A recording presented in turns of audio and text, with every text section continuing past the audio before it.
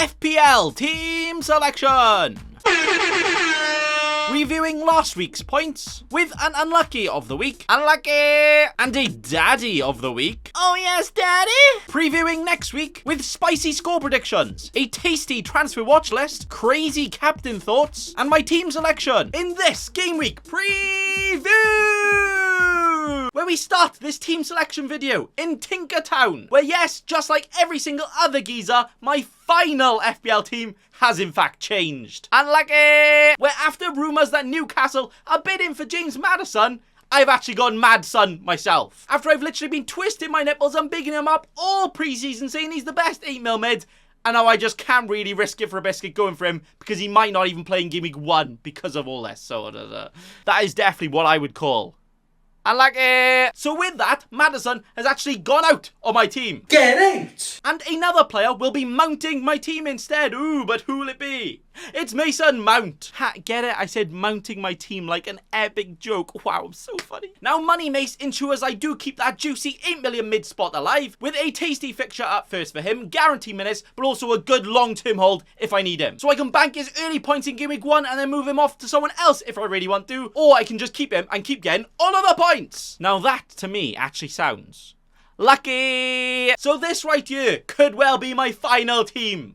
Until I change it again. But no, this is actually locked, confirmed, unless his injuries and all that. So my final team this season has a Mendy mending my goals, the crossing fetish man Trent, the bagpipe lover Robertson, Cancel Joe Cancel, and even Perry Perisic in defence. Mo Salah for Mo Point, Mason Mount in the team, Pedro scoring in the back of the netto, and Leon Bailly in midfield, with a Harold Kane causing a hurricane and Gabriel Jesus to nail the forwards. Bench now sees Danny Ward actually come in because he could be a play-in 4 million goalkeeper, with Casper Schmeichel looking to actually be a Casper the Ghost and bog off somewhere else. And we also have the B-Tech Trent, Neco Williams, the sexy Andres Pereira, and Greenwood on the bench to finish it off too. So that right there could be Bacon Boy's final cheeky scrub team for this season to help me go and win FPL this year. Yeah, might seem very template and boring at the start, you know, less spice than salt and pepper. But no, that's what you need to do at the start, right? And then slowly we get those spicy differentials, and then we go and get all of the points. So hey, it's gonna be amazing. So that right there is the team selection done. Transfer watch list, where as well as selecting my team in this series, I'll also be doing a little transfer watch list of 6 players I'm currently looking at, where all of them could already be options for me next week, that early on. So the first fella we have here is Erling Haaland. I hope he won't be entering Haaland straight away, as if he does go big in Game Week 1, his Game Week 2 ownership is going to be higher than Snoop Dogg. So if that does happen and I don't get him, that could actually be a big boy. Unlucky, as I'm going for the Kane right now. Haaland might have to come in if he's looking very, very good. But I am going to give him that one extra game to scout. If he's looking sexy, then yeah, he's a sexy move to get in. Alternatively though, we've also got a Mahrez and a Foden in midfield, which is another reason I actually like the Mount, because he has a great Game Week 1 fixture, but then not a very good Game Week 2 fixture. I don't actually mind using him as a cheeky 1 week punt to then go straight over to a Foden or a Mahrez for Game Week 2 against Bournemouth. Hey, now that could actually be very good, but we don't know if either of these guaranteed start because, you know, Pep is Pep. I don't think we'll ever know if we know what one's ever going to start. But both of those could be options going into Game Week 2. Martinelli could also come into my midfield for a Mount or maybe even a Neto or Bailly if I free up some funds from some other transfers. But with Arsenal's fixtures, the first 2 not looking amazing, I don't want to double up an attack there, and we can also see how his minutes are being managed right from the start, because, you know, if he's coming off in like the 50th, 60th minute for Smith Rowe, you could probably go without. Lingardinho is also here because, you know, he's the best ever player to grace the Premier League. So I myself am very, very interested to see how he will fit into that Nottingham Forest attack, because honestly, how they play, how he plays,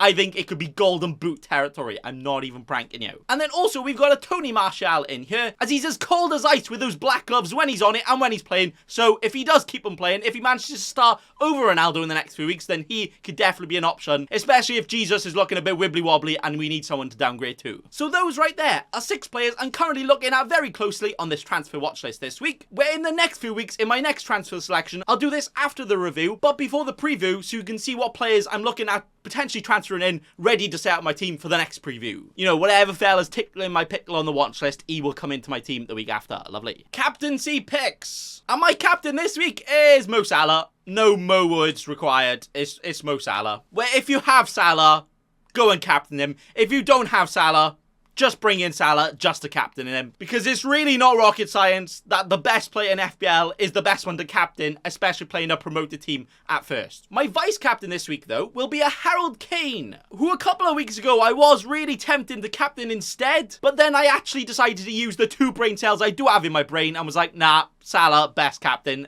Let's not try and be too clever straight away. It's got to be Salah for the captain. So that is the nice and easy captaincy segment done, speedrun edition this week. Score predictions. And to finish off this Game Week 1 team selection, we will have my score predictions for all the games this week. With this FPL season starts with Zaha FC take on Gunnosaurus Rex. But you know what? Even though everyone and their nan owns all of the Chelsea attacking players, I think this one could actually be quite a tough cookie game for them. So despite the fact that I'll get pitchforked for this one, a 1-1 is what I'm going for. Mitrovic United versus Liverpool is next, which will see the full ham turned into a full hammered here. 3-0 to Liverpool is what I'm saying.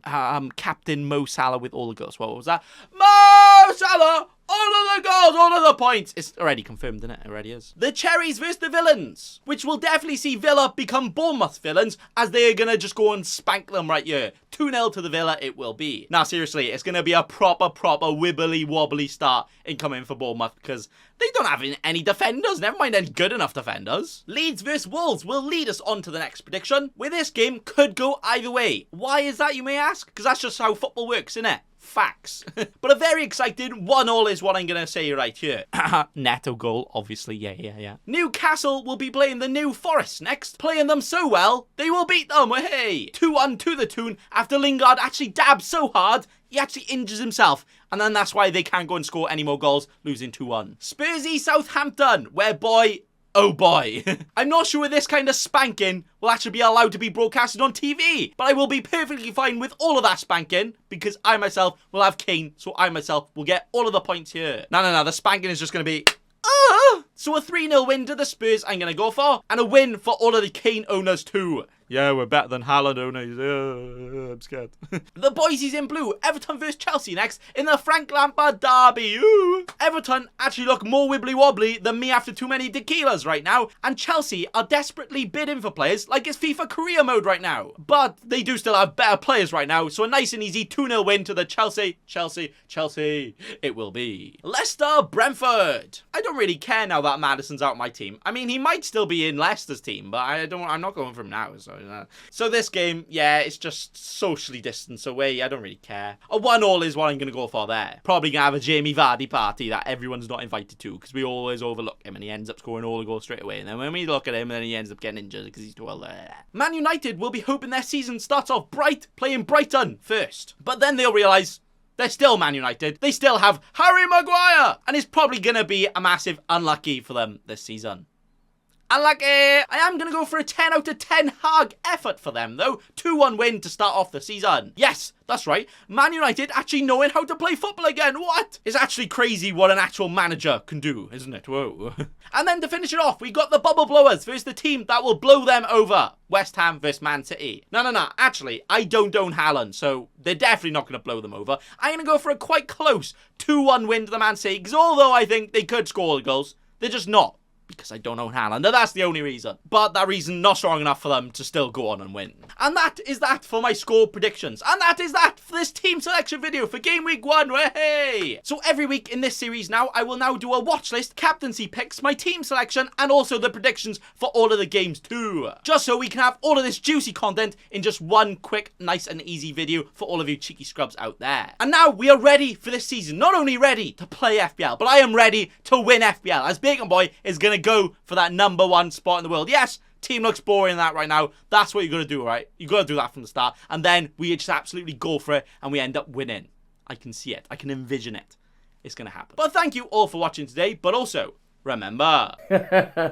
don't be a cheeky scrub. Subscribe to Nathan Bacon right now.